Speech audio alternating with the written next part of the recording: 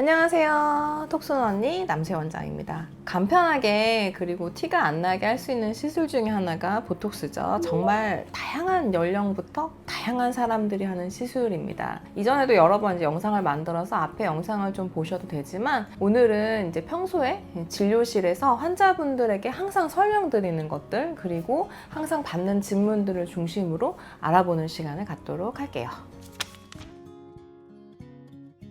가끔 맞은 다음 날부터 왜 보톡스 효과가 바로 안 나타나냐, 아니면은 뭐 지난번에는 맞은 날 주름이 바로 펴지던데 이러시고 이제 문의를 주시는 분이 종종 있어요. 근데 주름이 바로 펴질 리가 없습니다. 그럴 리가 없죠. 보톡스는 이제 부위, 근육 크기에 따라서는 차이가 있지만 한 3일 후부터 슬슬 효과가 느껴지다가 2주 이후부터는 불편함이 어느 정도 좀 정돈이 되고요. 4주가 됐을 때 눈에 보이는 가시적 효과가 가장 안정화됩니다. 심지어 이제 가장 좀 큰 근육들, 뭐 승모근이라든지 종아리 같은 경우는 한 달 이상, 그러니까 6주까지도 기다려야 눈에 보이는 효과가 나타나는 경우도 있습니다. 가장 많이 물어보시는데요. 결론적으로는 자주, 많이, 오래 맞으면 체질 따라서 보톡스 효과가 떨어지거나 아니면 아예 안 나타나는 거를 말합니다. 그래서 보톡스 내성 발생 예방을 위한 3대 수칙이 있는데요. 일단은 3개월 이상의 치료 간격을 둔다. 그 다음에 최소 유효 숫자 단위, 효과가 있는 최소 단위를 맞는 게 중요하고요. 그 다음에 보충주사, 보충주사를 최소화한다. 이 3가지 원칙이 있습니다.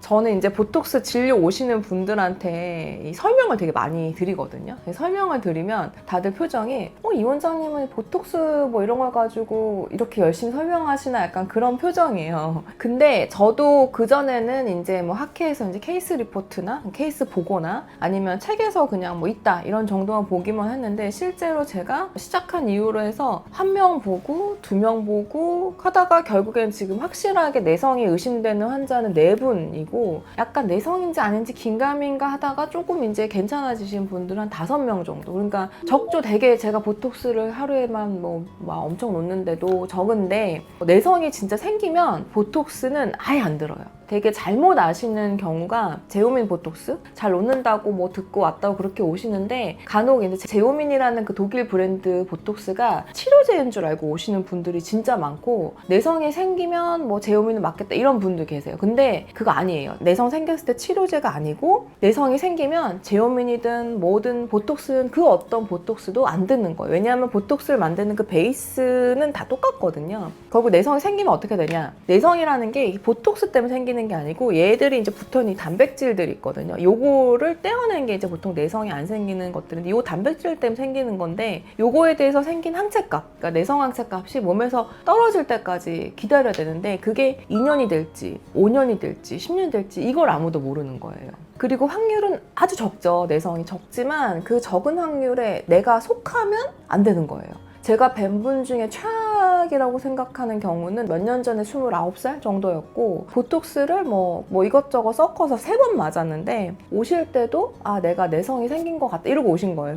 그래서 설마 3번인데 그럴 리가 없다. 아마 여기저기서 맞으시거나 용량을 속였거나 아니면 모자라거나 그러시겠지 했는데, 그나마 이제 보톡스를 많이 맞아도 불편한 게 없는 부위가 미간이어서 제가 이제 한 번 맞고 그 다음 달에 오셨는데 효과가 없다는 거예요. 그래서 몰래 좀 되게 세게 놨어요. 이러면 아예 못 움직이겠지, 미간 인상 못 쓰겠지 그랬는데 정말 1도 효과가 없더라고요. 그래서 그분 이후에는 엄청 설명을 열심히 해요. 이해될 때까지. 그래서 아는 게 중요하시기 때문에, 그래서 좀 약간 설명을, 보톡스 맞으러 오시는 분들 다시 한번 구구절절 설명을 드립니다.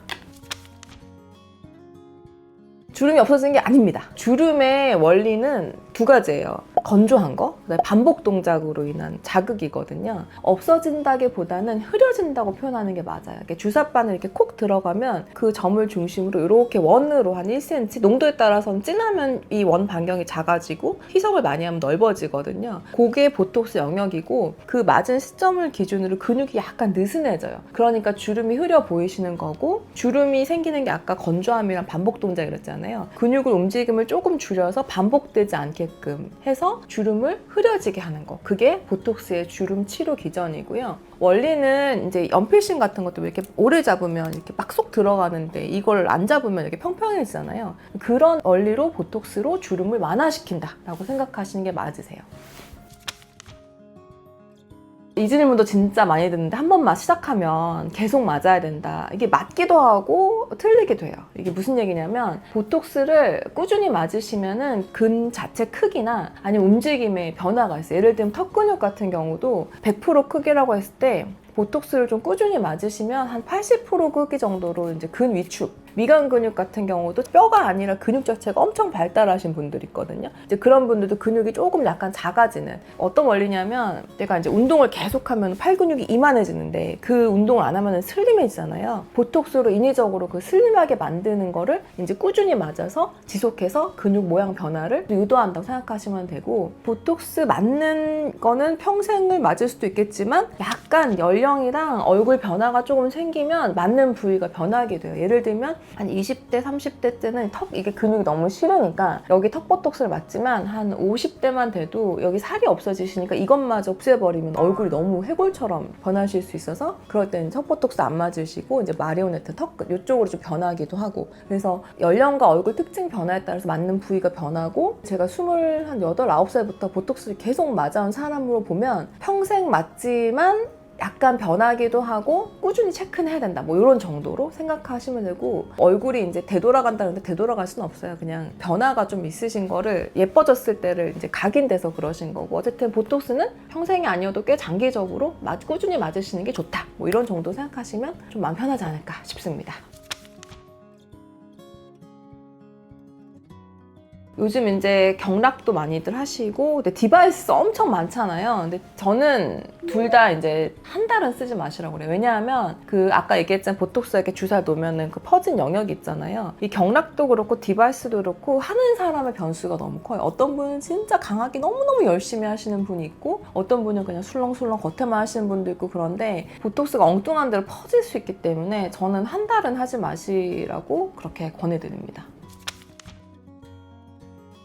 이게 보톡스가 워낙 맞는 게 오래되기도 했고 접하기도 쉽고 그런데 사실 이게 시작을 잘 하셔야 되고 그다음에 항상 그 첫 경험이 되게 중요하시거든요. 만약에 내가 처음 맞았는데 인상이 안 좋아 보면 그다음부터 다시는 하고 싶지 않아지실 수가 있어요. 그래서 신중하게 좀 맞으시는 게 좋으시고 당부할 점은 첫 번째는 어딜 가서 꼭 저한테 오시라는 게 아니에요.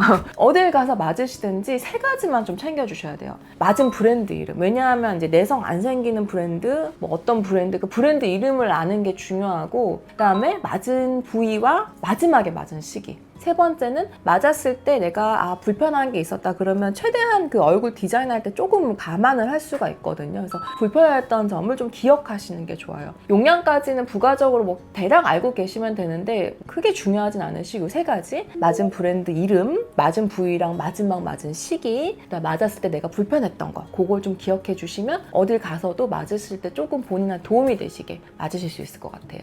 우리나라는 보톡스 시술이 진짜 저렴하거든요. 거의 외국에서 오시는 환자분한테 물어보면은 외국에서 보톡스 맞으면 안 떼돈 벌겠다 이럴 정도로 엄청 비싸요. 근데 우리나라는 진짜 저렴하고 의료진들이 워낙 뛰어나서 완전 상향평준화돼 있어요. 근데 하지만 저는 이제 보톡스가 되게 간단하고 저렴해진 시술 중에 하나지만 이 바늘로서 할 수 있는 섬세한 예술이라고 생각을 해요. 저한테 이제 오셔서 보톡스 맞으셨던 분들 한 분 한 분은 제 작품이라고 생각하거든요. 그래서 보톡스 맞으실 땐 조금 더 신중하고 좋은 데서 맞으시면 좋겠고요. 보톡스에 대해서 궁금한 거 남겨주시면 확인하는 대로 답변 드리겠습니다.